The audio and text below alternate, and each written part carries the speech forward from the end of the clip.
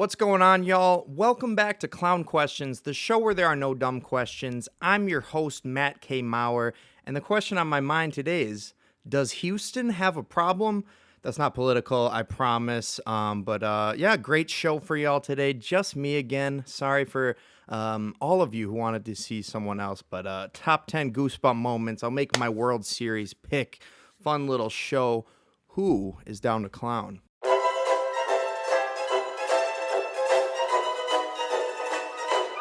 That's a clown question, bro.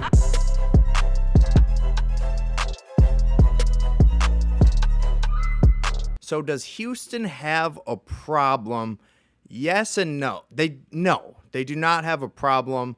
And of course, I'm talking about the Houston Rockets. They don't have a problem because they just traded for former two-time MVP, former two-time Finals MVP, Kevin Durant. That's right. The Phoenix Suns sent Durant to the Houston Rockets in exchange for Jalen Green, Dillon Brooks, the number 10 pick in the 2025 draft, as well as 5 second-round picks. So, no, they do not have a problem. They have Kevin Durant, and they are immediately contenders. Yeah, Jalen Green was one of your growing superstars, not quite at superstar status yet, but seems like he's on his way. Dillon Brooks, you don't love losing that. One of your better defenders, kind of the enforcer of your team, but you replace him with Kevin Durant, who's a decent defender, maybe not as good as Dillon Brooks, but is also the greatest scorer of all time. So clearly a huge upgrade from Jalen Green there. And yeah, the Rockets probably need a few more pieces in order to compete here. But you look at the Rockets, they were the number 2 seed in the West. People forget that. They took the Warriors to 7 games. And if you trade out Durant for Dillon Brooks and Green in that series, I think they win that series. Do I think they win the title? No. But Durant is giving himself one more shot at this. Hopefully, his final team here. I did see an NBA Sentinel report that he's reportedly frustrated with Rockets management and is requesting a trade. He's only been on the team for 2 days. Of course, that is fake news. But yeah, I answered no, but actually the answer is yes. Does Houston have a problem? They do have a problem. That problem's name is Kevin Durant. And they're going to be fun to watch next year. Excited to see KD on his, 4th or 5th team? He completed the jersey rainbow. Congrats to Durant on getting out of a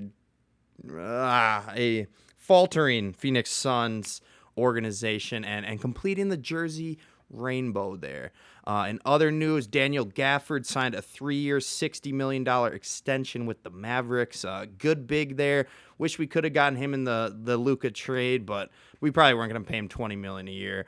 And also, I'm being greedy. We got Luka Doncic. Forget what I said there.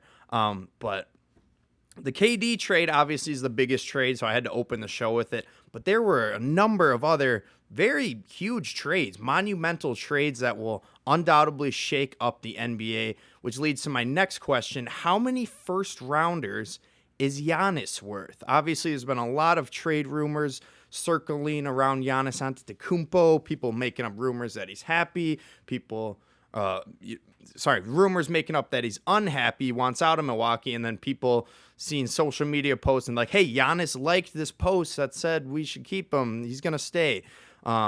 It might not be up to Giannis, though, if the Bucks want to move forward and go into a rebuilding phase. But the question, how many first-rounders is Giannis worth, is a tough question to answer because before this KD trade happened a few days ago, the Memphis Grizzlies traded Desmond Bane to the Magic in exchange for Kentavious Caldwell-Pope, Cole Anthony, and 4 unprotected first-rounders and 1 first-round pick swap. Don't get me wrong, Desmond Bane, great player, great shooter, great defender, but 4 first-round picks? Are you kidding me? If Desmond Bane is worth 4 first-round picks in addition to 2 solid players, Giannis is worth 10 first-rounders. I don't even know. At least 5. They got 5 here with that pick swap where maybe it'll move them up a couple picks there, but I don't know. Magic and Grizzlies will probably be hovering around the same first, second round exit type of deal there in their respective conferences. But yeah, I just it boggles my mind to see Desmond Bane getting 4 first-round picks as a return to the Memphis Grizzlies here, because what do you even trade in exchange for Giannis? At this point, it seems like the only team, if we were to go by that Desmond Bane trade, the only team that could even trade for Giannis would be the Oklahoma City Thunder, because after seeing that Bane trade, I don't think the Bucks will settle for anything less than 5 first-round picks and probably a star player. Jalen Williams and 4 firsts for Giannis. Who says no? I think the Thunder say no. But Chet Holmgren and 5 firsts? I think the Thunder say yes to that. I think the Bucks do too. They would probably want another, maybe the other J-Dub, the J-Will, the other Jalen Williams. But yeah, Giannis is worth as many first-round picks as you could. He's twice as good of a player as Bane, so let's call it 8. We'll say Giannis is worth 8 first-round picks, and then depending on what the players are, maybe you knock it down a little bit. But getting into more trade news, the New Orleans Pelicans today, they traded C.J. McCollum, Kelly Olynyk, and a future second-rounder to the Washington Wizards in exchange for Jordan Poole, Saddiq Bey, and the number 40 pick. Tough trade for McCollum and Kelly Olynyk here. As you all know, the Washington Wizards are essentially sports limbo. It's essentially basketball purgatory. You know what they're going to do. You know what they're not going to do. What they're going to do is they're going to miss the playoffs, and what they're not going to do is they're going to win the draft lottery. So they're just kind of in this weird little, 10-3 range where they're praying for a first-round pick, even tanking year after year to get it, and they never seem to.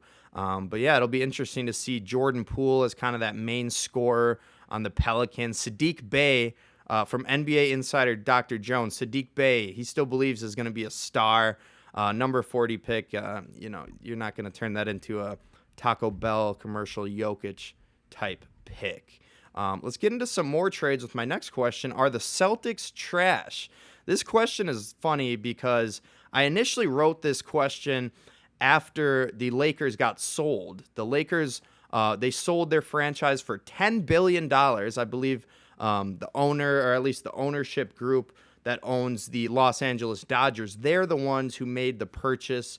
They own the Dodgers now. Jeannie Buss will no longer be the owner, but she'll stay on as the governor of the Lakers. I don't know the exact role there, what a governor does for a basketball team, but she'll still be involved, very involved in the front office there. But that's why I asked the question. I said, are the Celtics trash? Because the Lakers sold for $10 billion. The Celtics only sold for $6 billion. That $10 billion is the largest sale of an American sports franchise ever in any sport.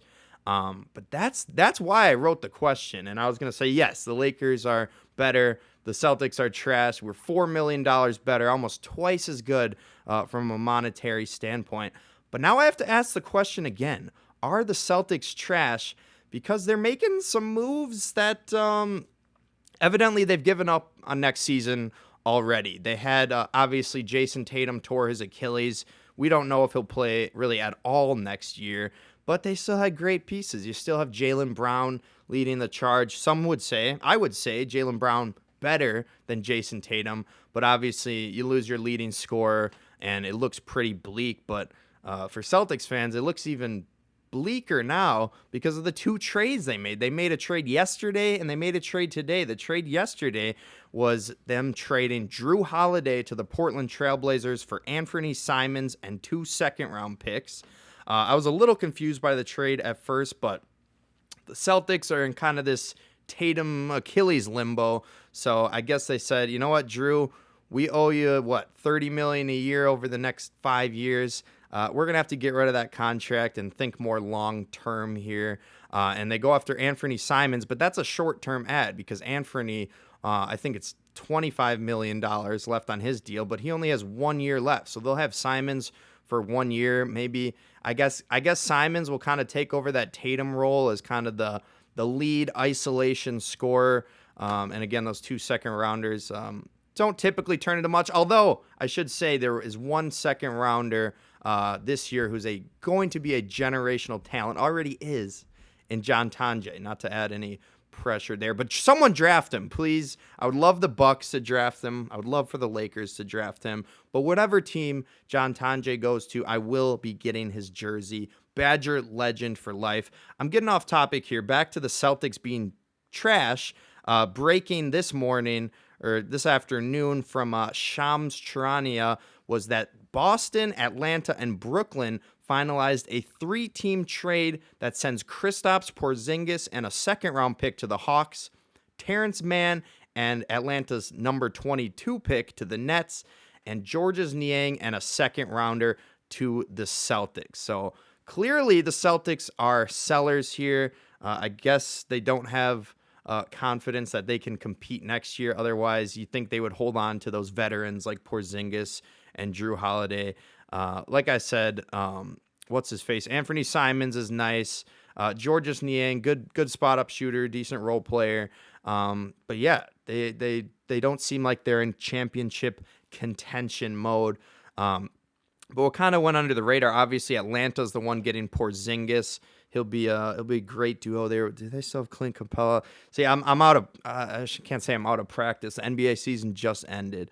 But regardless of who they have, the interesting part about this trade to me is the Brooklyn Nets, because after acquiring that number 22 pick from Atlanta, it came to my attention that the Brooklyn Nets have 1/6 of all of the picks in the first round. One out of every 6 picks in the first round draft this year will be by the Brooklyn Nets. Now, they probably will deal some of those picks around. I don't know how many, 1, 2, 3, 4, 5. I could have done that easy math, 30 divided by 6 there. But yeah, I don't know if they really need 5 rookies, maybe they'll use those picks to deal to someone else. But yeah, they have pick 8, 19, 22, 26, and 27. A lot of those later first round picks, but they got a lot of darts to throw at the board, and hope they can find a gem here, a diamond in the rough. So yeah, good for Brooklyn. I don't want to say bad for the Celtics. Seems like they're making some kind of good long-term moves. I think they're kind of almost dumping contracts here. And again, I think they're punting the next year with that Tatum injury, and who knows? Maybe they pull a Golden State Warriors. I don't know if y'all remember when Klay Thompson tore his Achilles. He missed the entire season, and I forget how many. I'm assuming Steph missed a big part of the season as well. But they essentially tanked, got the number 1 pick.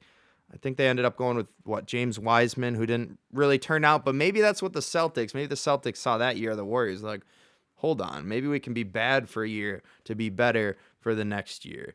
Speaking about being better next year, actually better this year, the Baltimore Ravens. And that leads to my next question. Who's winning the Super Bowl? I fear it may be the Baltimore Ravens. I asked Dr. Jones this question. We were at Lumber Inn recently. Shout out Lumber Inn. Best breakfast in Delafield. No free ads. But I asked him, who do you think is going to win the Super Bowl? And he said the Ravens. And that was before this acquisition that they made. Former Packer. Love this guy. Really sad to see him go. But former Packer cornerback Jair Alexander signed a 1-year, $6 million deal with the Ravens. He turned down more money to be in Baltimore with his former college teammate Lamar Jackson. That I actually do believe. They seem to be the best of friends at one point. They both played at Louisville. Both got drafted in the first round on the same night. So really cool there. I'm really sad. I think I talked about this on the last show. I'm really sad that Jair is gone. But, I mean, if he were to go anywhere, the Ravens was probably the best spot for him. They have a embarrassment of riches at the DB position right now, obviously with this addition of Jair. So I did say, I think I'm thinking about picking the Steelers to win the Super Bowl. But, man, those Ravens are going to be tough. Their defense just got even better. And, I'm thinking about it. I might switch that pick to the Ravens. Not to steal a pick from Dr. Jones, but if you're going to steal picks from anyone, it's Dr. Jones. that guy knows ball. Speaking of ball, actually, Puck, can we abolish warm weather hockey teams? I wish we could. I'm not a hockey fan, or I wasn't a hockey fan. I don't know. I watched a decent bit of Stanley Cup playoffs, these playoffs. Most of the time, I was watching NBA playoffs on one TV, and I put the hockey game on mute on the other TV. Yeah, wasn't a fan, but I guess now I'm starting to become a fan. I've said on this show that I'm a Leafs fan. I don't know if I want to be a Leafs fan. Can I go back on that? Can I pick a different team? Because the Maple Leafs seem like a torturous fan base, sort of the Atlanta Falcons of the NHL, if you will. But can we abolish warm weather hockey teams? Obviously, I'm asking this question because the Florida Panthers won the Stanley Cup. They won it in 6 games, like 1 game fewer than they beat the Oilers last year. Oilers losing back-to-back cups. That's a tough look for Connor McDavid and Draisaitl there. But it's not their fault. You know, they played their asses off. But the Peas got completely they've completely obliterated the Oilers in Game 6. MVP goes to Sam Reinhart. He had 4 goals in that Game 6, which tied a Stanley Cup record. So really impressive stuff from the Panthers here. But I want warm weather hockey teams abolished. If during the winter your ice would melt without the excessive air conditioning in a hockey arena, you shouldn't be allowed to do it. That should be the goal. Although, I don't know, with global warming, I don't know, even the northern teams might not get out there. But I'm sick of it. I saw, I hadn't been watching hockey back then, but the Tampa Bay Lightning, they had a dynasty. I forget if they won 2 or 3 warm weather hockey team. Panthers back to back. That's a mini dynasty for them with 2 Stanley Cups there. Another warm weather team, another Florida team. Abolish them. I want all cold weather hockey teams. Move all the teams from Florida to Canada. Let's get a Canadian win. I'm not Canadian, but I do want Canada to win a cup for some reason. I just think it means more to them. I guess that's why, because I don't care that much about the hockey. So I want someone to win who does carry the hockey. I forgot to lead off the show with this, but I ended last show with an F-bomb, and I never put $1 in the jar. So I will put a Post-it note in the jar now because I am broke as a joke. I don't even, I mean, I have $1 in probably Apple Cash, but not a physical dollar. So there's a Post-it note for the F-bomb jar. I'm so broke, I might need to break into this, although I would get in trouble because that's stealing money from charity. So that's sort of a Brett Favre thing to do. And that's not what we want to do. But what we do want to do is talk about Mr. Gage Wood, who I'm about to say some stupid shit about with my next question. Is it really a no-hitter if you hit someone? Stupid ass question, but Gage Wood, he's Arkansas starting pitcher. He threw the 3rd ever no-hitter in College World Series history. Now, he was 1 hit by pitch away from a perfect game. That's the only guy he let on. They hit him with the pitch. They even challenged the play, saying, oh, he leaned into it. He didn't. He gets on base, so the perfect game's over, and then Gage Wood goes on to complete the no-hitter. But here's my question. Obviously, it's not a perfect game. If anyone gets on base, it's not a perfect game. But is it a no-hitter if you hit someone by pitch? Hit HBP. It's literally in the name, hit by pitch. So it's like, it's not technically a hit. It's a hit by pitch, but the name hit is in it. Really stupid joke there. But I don't know. Is it a no-hitter? According to the scorekeepers, yes. But according to me, no. It's not, because it was a hit. It was just by pitch, okay? So congrats, Gage Wood, on almost getting the 3rd ever no-hitter in College World Series. Speaking of almost getting no-hitters, Jacob Misiorowski. Can we give a round of applause for Brewers legend? He's a legend after only 2 games. Brewers legend Jacob Misiorowski. He threw a no-hitter in his first outing, sprained his ankle after 5 innings. They obviously pulled him. Don't want to get your young stud hurt there. But then he did it again almost against the Minnesota Twins. I believe he threw 6 or 7 scoreless innings before giving up a home run. But he obviously broke a franchise record with 11 straight no-hit innings to start his career. Impressive stuff from Jacob Misiorowski there. I was going to make it a game of the week, but I forgot I haven't done my World Series pick yet. But I was going to make tomorrow's game of the week because it is Jacob Misiorowski versus Paul Skeens. Paul Skeens, the best young pitcher in the league. Some people argue he's the best pitcher. Actually, Tarek Skugel is probably the best pitcher, but the best young pitcher in the league is Paul Skeens. And Misiorowski might not be too far behind him. Don't want to jinx him, so I'll knock on this desk here. But, man, is that going to be a fun one to watch. Bet the under. Bet the under. It's Paul Skeens versus Jacob Misiorowski. No one can hit their shit. There's not enough film on Misiorowski to understand how to... Is there really enough film to ever learn how to hit like a 97-mile-per-hour sweeper? I don't think so. I don't think there's anywhere to prepare for that. You just have to be a great hitter. And, yeah, obviously there's a lot of film on Paul Skeens, but no one has figured him out yet, and they might never figure him out.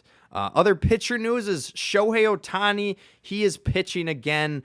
Shout out to Russell Heinz for trading me Shohei Ohtani. I did beat Russell Heinz in fantasy baseball this past week. It was the sticker bet. He had to teach me how to do these custom stickers on iMessage.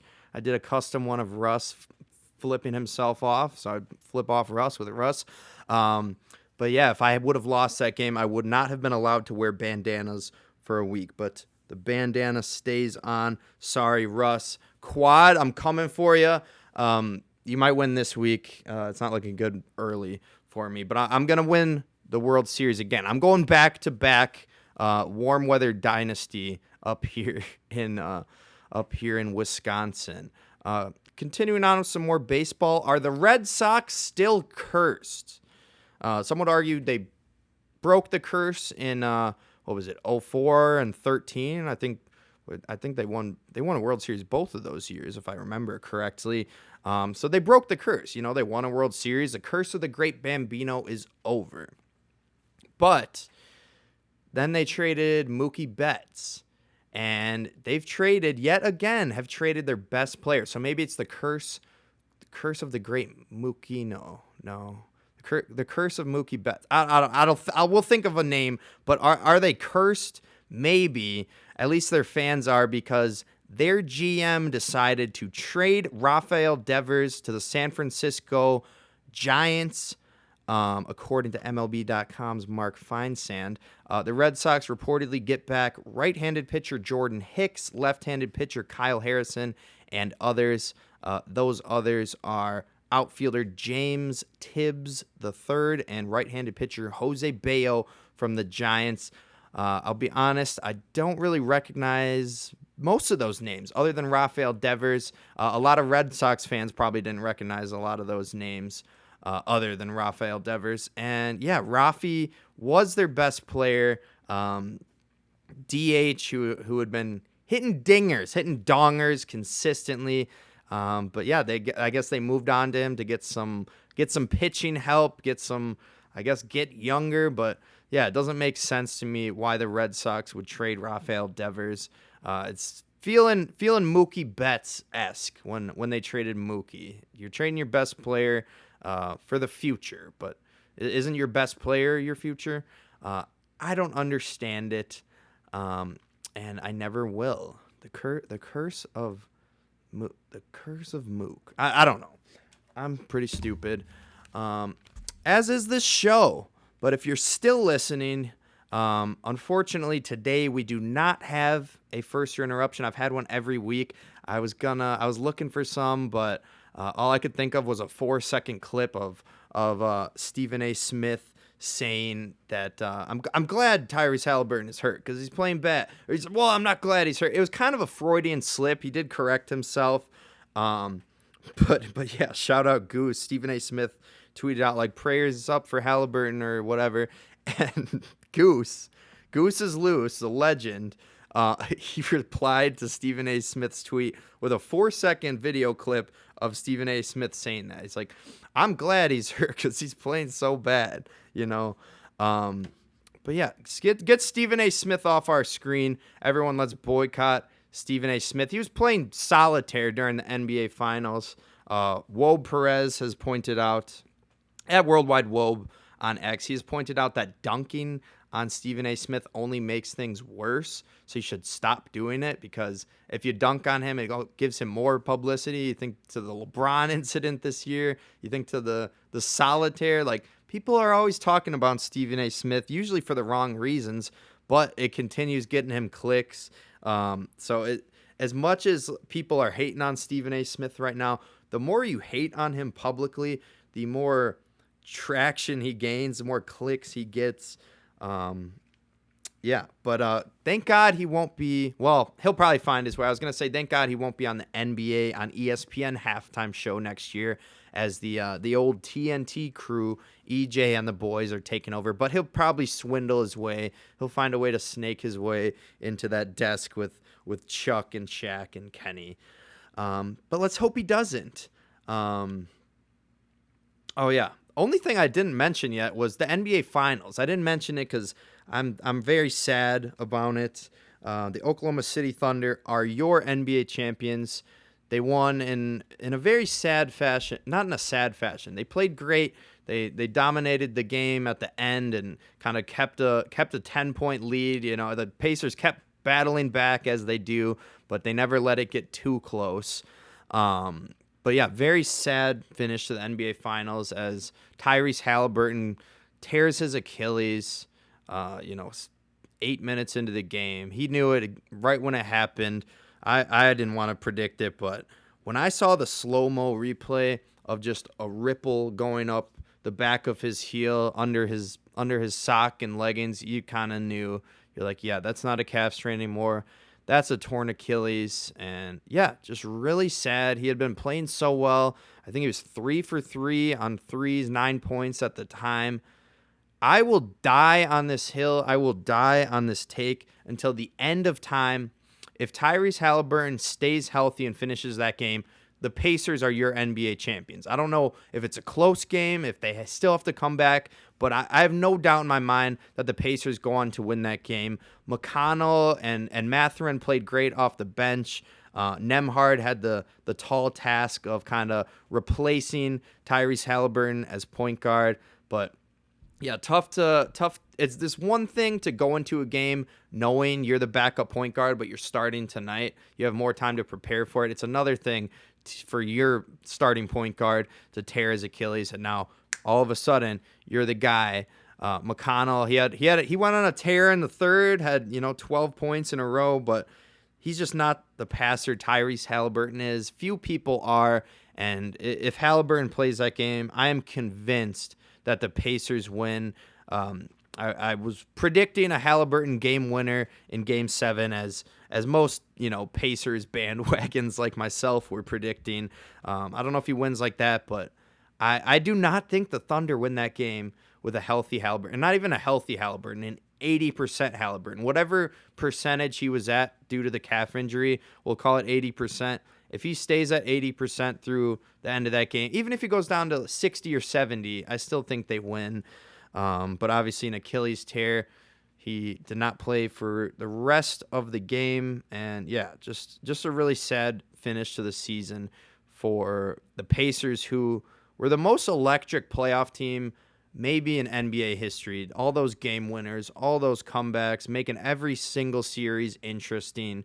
Starting off with Tyrese's dad, John Halliburton. Sorry, low blow, Tyrese. That's not what we're talking about. But yeah, rest up and get well soon, Tyrese. And yeah, just a tough finish to the NBA Finals there. But yeah, congrats to the Oklahoma City Thunder. They did deserve it, but I'm still gonna say it. I don't want to put an asterisk on the title because they were a dominant team all year, but I definitely would put an asterisk on that Game 7. So you could put an asterisk on the title. I'm not going to, but there is an asterisk on Game 7 in my humble, dumb opinion. Like I said, no first interruption this week, so let's get to everyone's favorite moment of the week, the Goosebump moments of the week. Starting off at number 10, we have Joel Poso and the Cardinals walking it off in the 11th. His first plate appearance. Little flare to right. That's down for a hit. Here comes Walker. Benson's throw is up the line. Cardinals win it again. Number 9, Jose Iglesias with a walk-off infield hit for the Padres. The last time. Iglesias to short, spinning and throwing home. Late. Padres win. OMG. Jose Iglesias. Number 8, Jorge Polanco hits a walk-off up the middle for Seattle. And fumbling. Jorge Polanco walks them off. 4-3. The Mariners win it in 9 innings. Number 7, Adolis Garcia walks it off for the Rangers in 11. Ball to center. Robert racing after it. It's going to fall and the Rangers win. Yes, sir. 11. Number 6, James Wood absolutely demolishes this walk-off homer. Stretch ball. Going back. Hilliard. See you later. Face the franchise moment. Number 5, Will Smith ends it on a pinch hit dinger for the Dodgers. Oh, it is good. I thought he was going to catch that. Ends the night. A pinch hit home run. Number 4, Jared Jones's walk-off sends LSU to the College World Series Finals. The glove of the second baseman, and here comes Hernandez. LSU is on to the finals. They pitched to Jones, and it bounced off the glove of Cam Kojal, and the Tigers are going back to the finals. Number 3, Bo Bichette and Addison Barger go back-to-back to walk it off for the Toronto Blue Jays. Unbelievable. Unreal. Swing and a high drive, right field, way back. The Blue Jays win the game. Addison Barger, the hero tonight for Toronto, as the Blue Jays go back-to-back to walk off the Diamondbacks. Number 2, Gage Wood throws only the third ever no-hitter in the College World Series. Yes! Greatness from Gage, a no-hitter. That's a no-hitter. I'll give it to him.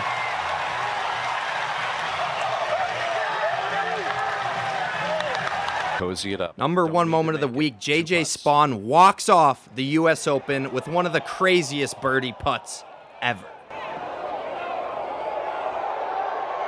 How about one? You joking?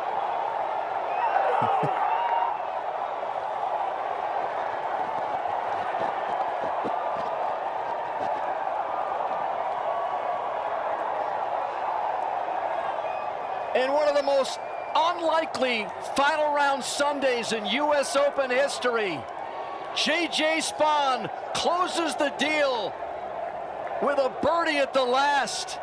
What an effing putt for J.J. Spawn there to win the U.S. Open. Great moment there. A lot of great baseball moments. I did say Gage Wood. I'll give you the no-hitter.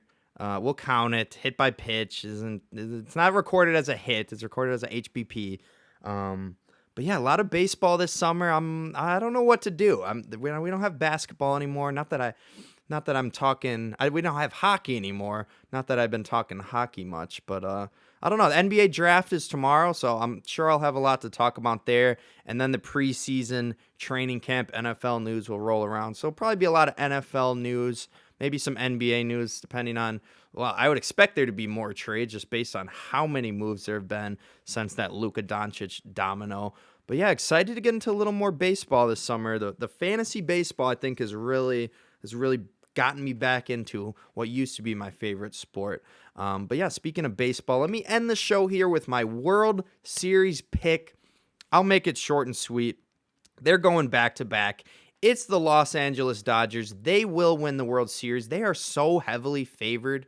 They are plus 220. I was planning on going to Potawatomi and putting, $100 on the Dodgers to win the World Series. And then I found out, I'm like, wait, I only get $220 from betting 100? on them to win the World Series. That's how big of favorites they are. So I will pick the Dodgers. I guess I didn't pick a team they will beat. I don't know if I want to go. Do I want to go Tigers? No, they're hot, but they're not going to stay hot. Give me, you know what? Give me the Tigers. Give me the Dodgers over the Tigers in the World Series in, let's say, we'll say 6 games. Tariq Skugel gets 2 wins in there. But yeah, Tarek Skugel, excuse me. But yeah, that's my World Series pick, the Los Angeles Dodgers.